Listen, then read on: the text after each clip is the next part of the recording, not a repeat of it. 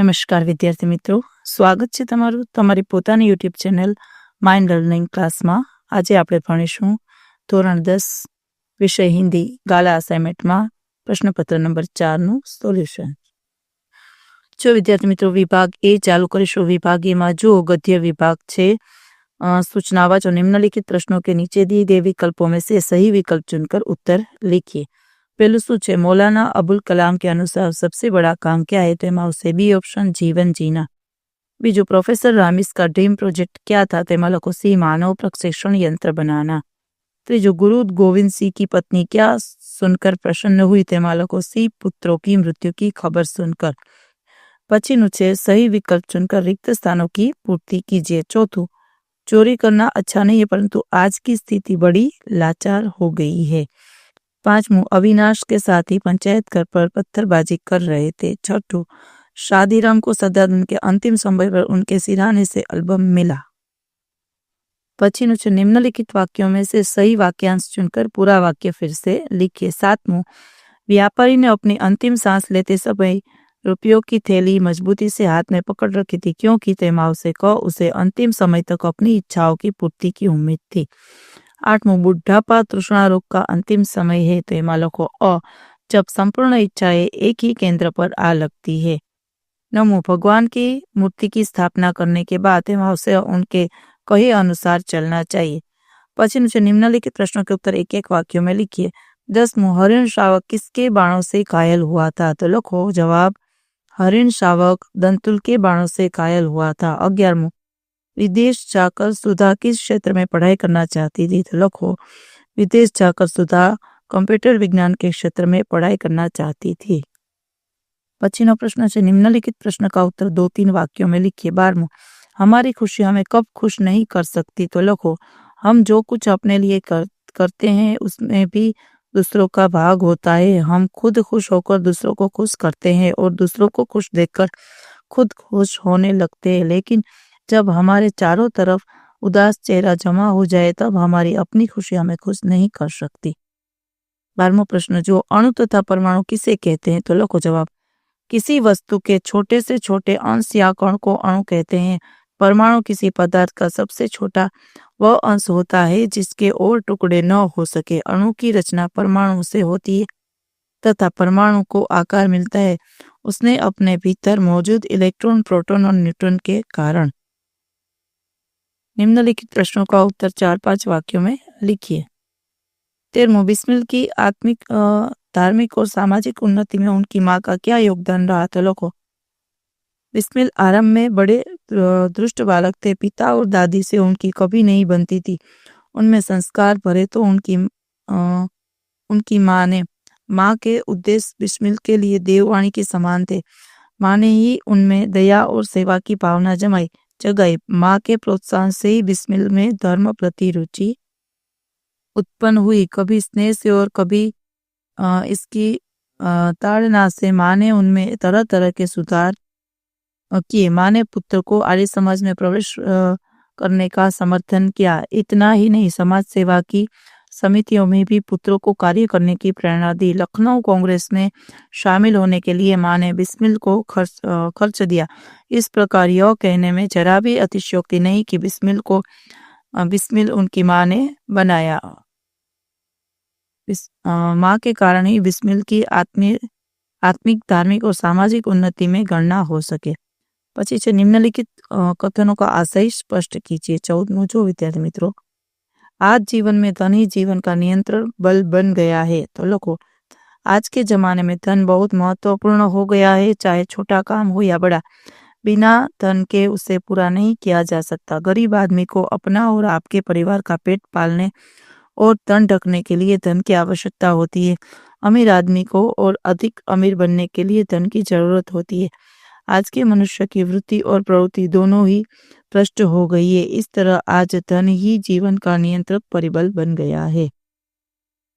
जो विद्यार्थी मित्रों हवे विभाग बी चालू करीशुं. पद्य विभाग, जो निम्नलिखित प्रश्नों के नीचे दिए गए विकल्पों में से ही सही विकल्प चुनकर उत्तर लिखिए. अमरनाथ की गुफा कहाँ है? तेमा आवशे सी कश्मीर. 16वां, हम नवयुग के क्या है? तेमा लखो सी अग्रदूत. पची छे जो सही विकल्प चुनकर रिक्त स्थानों की पूर्ति कीजिए। 18 भूख लगने पर चीता झाड़ियों में दबे पांव चलता है। 19 अनार के दानों के बिना कोई अनार को दाने के बिना कोई नहीं खाता। 20 सूखे तरुवर पर तोता अनजान और अनाड़ी। चलो निम्नलिखित वाक्य में सही वाक्यांश चुनकर पूरा वाक्य फिर से लिखिए। 21 कवि का कहना है कि आज समस्त विश्व के लोगों का जीवन तैमाउसे को युद्ध की विभीषिका से त्रस्त और जर्जर हो चुका है। 22 लोगों कुत्ता खर्रे को न पकड़ पाया क्योंकि तलखो बी खरा अपनी जान बचाने के लिए भाग रहा था। हवे 23 नवयुग के नयनों में तेमा लखो अग्नि के जलते हुए पुंज भरे हैं। पछीनु छे निम्नलिखित प्रश्नों के उत्तर एक एक वाक्य में लिखिए। 24 मीराबाई को कौन सा धन मिल गया है? तो लोगों मीराबाई को राम रतन रूपी धन मिल गया है। 25 कालिंदी कुलकदम को पेड़ पर कवि किस रूप में बसेरा करना चाहते हैं? तो लोगों कालिंदी कुलकदम के पेड़ पर कवि पक्षी के रूप में बसेरा करना चाहते हैं। 25 निम्नलिखित प्रश्नों का उत्तर 2-3 वाक्यों में लिखिए। 26 जो भक्त किन किन उदाहरणों द्वारा समझाता है कि मैं प्रभु से निकट हूँ? अपने शब्दों में लिखिए। भक्त अपने आप को प्रभु से निकट होने की बात समझाने के लिए विभिन्न प्रतीकों का सहारा लेते हैं। इन उदाहरणों में चंदन, पानी, कनमोर, दीपक, बाती, मोती, धागा तथा स्वामी दास का समावेश है। पछीनो निम्नलिखित प्रश्नों का उत्तर 4-5 वाक्यों में लिखिए। 27 जो ढोंगी साधु मौन व्रत क्यों धारण करते हैं? तो लोगों ढोंगी साधु के पास कभी कभी कुछ लोग विभिन्न पर तर्क करने के लिए आते हैं। वे साधुओं से अपने प्रश्नों के उत्तर की अपेक्षा करते हैं। ढोंगी साधु इस प्रकार के प्रश्नों के उत्तर से अनभिज्ञ होते हैं। ऐसे अवसर पर ढोंगी साधुओं के समक्ष धर्म संकट पैदा हो जाता है। इस समस्या से निपटने के लिए ढोंगी साधु मौन व्रत धारण करने का बहाना बना लेते हैं। यह युक्ति अपनाने से ढोंगी साधु से कोई भी व्यक्ति तर्क करने की हिम्मत नहीं करता। पछीनु निम्नलिखित पंक्तियों का आशय स्पष्ट कीजिए। 28 सत की नाव खेवटिया सतगुरु भवसागर तरी आयो। तो लोगों सच्चाई मनुष्य का सबसे बड़ा गुण है। यदि कोई व्यक्ति सच्चे मन से अपने आराध्य देव का ध्यान करे और उसे सतगुरु का सहयोग प्राप्त हो तो व्यक्ति को भवसागर से मुक्ति पाना कठिन नहीं है। मीराबाई को अपने सतगुरु पर अटूट विश्वास है। उनके लिए सतगुरु की कृपा इस संसार रूपी महासागर में नाव के समान है। इस नाव के सहारे वे सुरक्षित रूप से इस भवसागर को पार कर लेगी, इस बात का उन्हें पूरा विश्वास है। विभाग सी जो विद्यार्थी मित्रों व्याकरण विभाग से निम्नलिखित कहावत का अर्थ स्पष्ट कीजिए। 29 4 दिनों की चांदनी फिर अंधेरी रात। मानो को जीवन में सुख थोड़े दिनों के लिए या अल्पकाल के लिए होता है। निम्नलिखित शब्द समूह के लिए एक शब्द लिखिए जो जिसका वर्णन न किया जा सके तो लिखो अवर्णनीय। निम्नलिखित संधि को छोड़िए। संधि इच्छा है तो लिखो सत इच्छा है। निम्नलिखित संधि को जोड़िए। यथावत्ता उचित तो यथोचित। निम्नलिखित मुहावरे का अर्थ देकर वाक्य में प्रयोग कीजिए। आग बबूला हो जाना तो लिखो बहुत गुस्सा आना।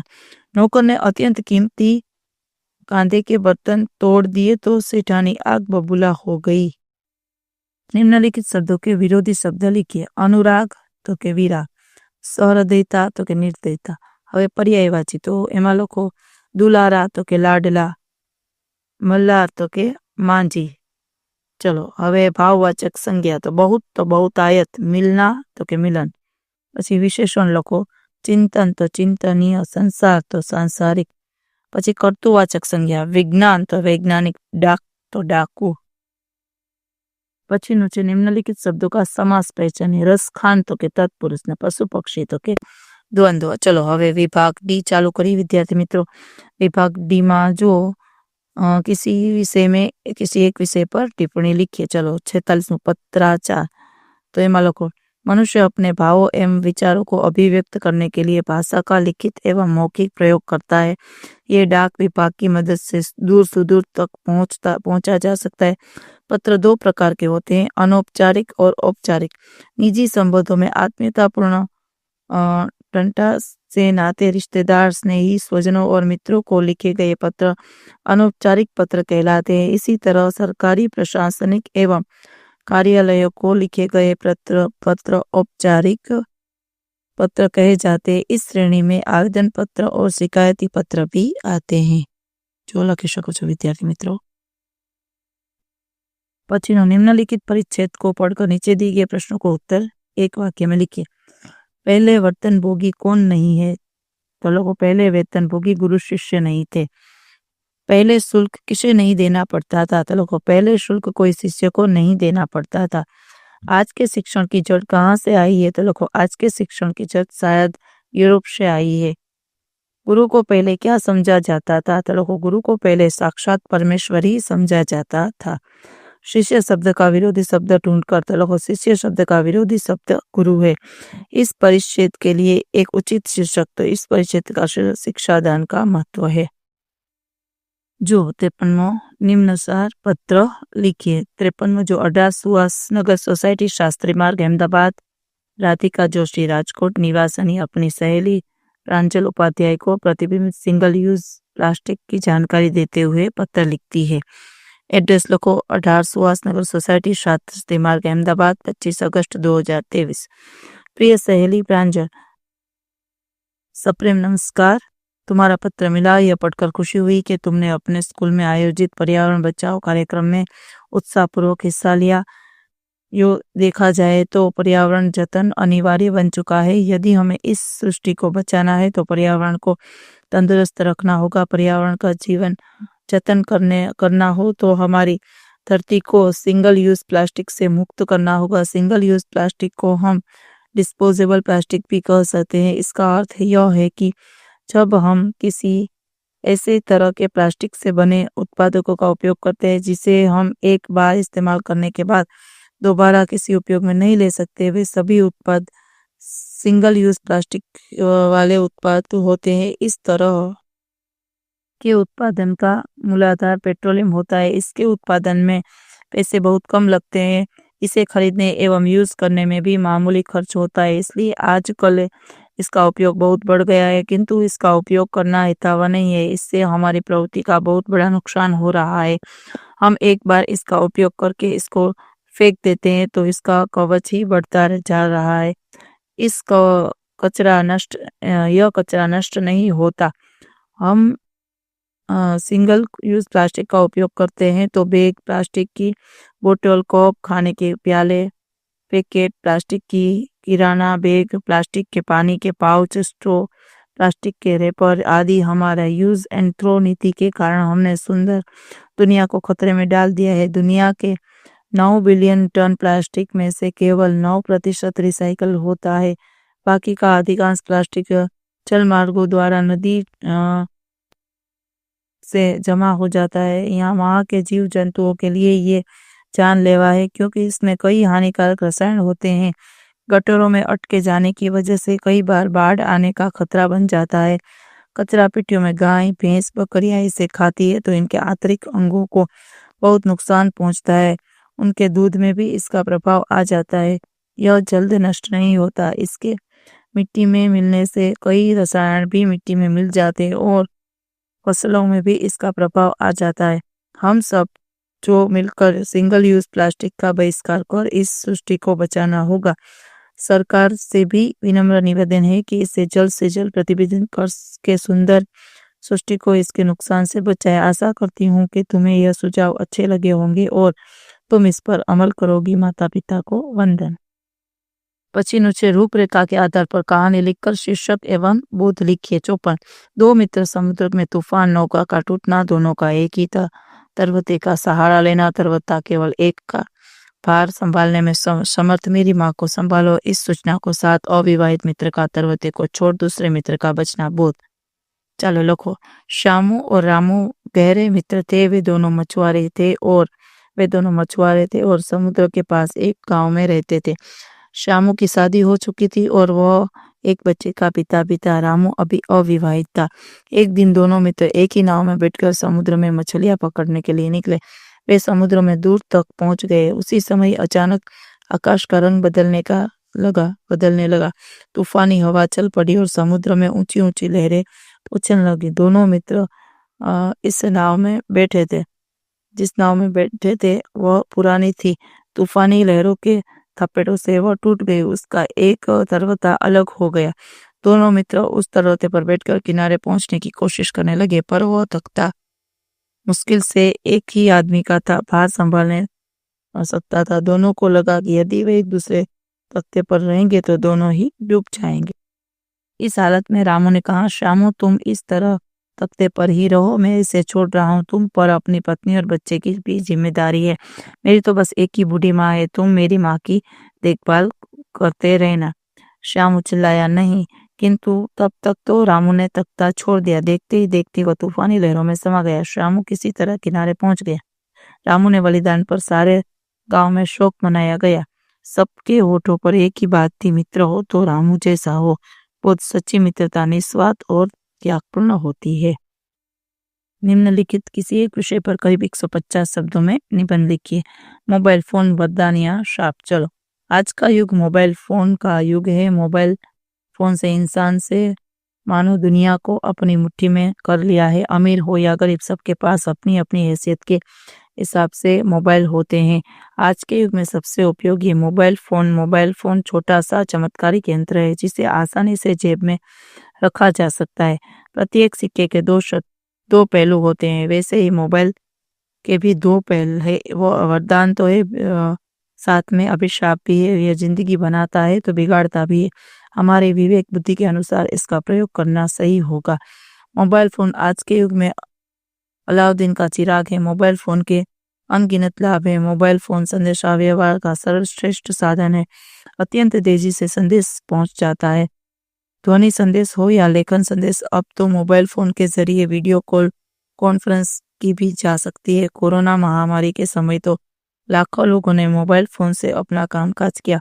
मोबाइल ने लाखों नौकरियां बचाई। मोबाइल की मेमोरी के कारण वह एक साथ हजारों फोन नंबर सुरक्षित रख सकता है। मोबाइल आने के कारण पेपरलेस कार्य होता जा रहा है, जिससे पर्यावरण सुरक्षा बढ़ रही है। कागज का काम कम उपयोग होगा तो पेड़ भी कम कटेंगे। मनोरंजन के क्षेत्र में, ज्ञान विज्ञान टेक्नोलॉजी के क्षेत्र में मोबाइल ने क्रांति कर दी है। जो व्यक्ति जब मन चाहे तब अपना मनपसंद मनोरंजक कार्य कम देख सकता है। विद्यार्थी अपने अभ्यास संबंधी ज्ञान प्राप्त कर सकते हैं। अपने विषय में संबंधित वीडियो ऑडियो की मदद से आगे बढ़ सकते हैं। गृहिणियों अपनी मनपसंद रसोई सीख सकती है या दूसरों को भी सिखा सकती है। विभिन्न प्रकार की कलाओं को सिखाया जा सकता है। अपने मनपसंद क्षेत्र में आगे बढ़ा जा सकता है। अपने व्यापार को दिन दूना रात चौगुना बढ़ाया जा सकता है। करोड़ों लोगों तक अपने व्यापार का हस्तहार पहुंचाया जा सकता है। प्रेमियों के लिए तो मोबाइल फोन काल्पनिक काल्पनिक स्वर्ग है। यदि किसी की तबीयत अचानक खराब होती है तो इमरजेंसी में एम्बुलेंस, डॉक्टर, पुलिस को बुलाया जा सकता है। मोबाइल के कैमरे से फोटो लेकर सुरक्षित सबूत बनाया जा सकता है। बैंकिंग क्षेत्र के लिए मोबाइल फोन वरदान है।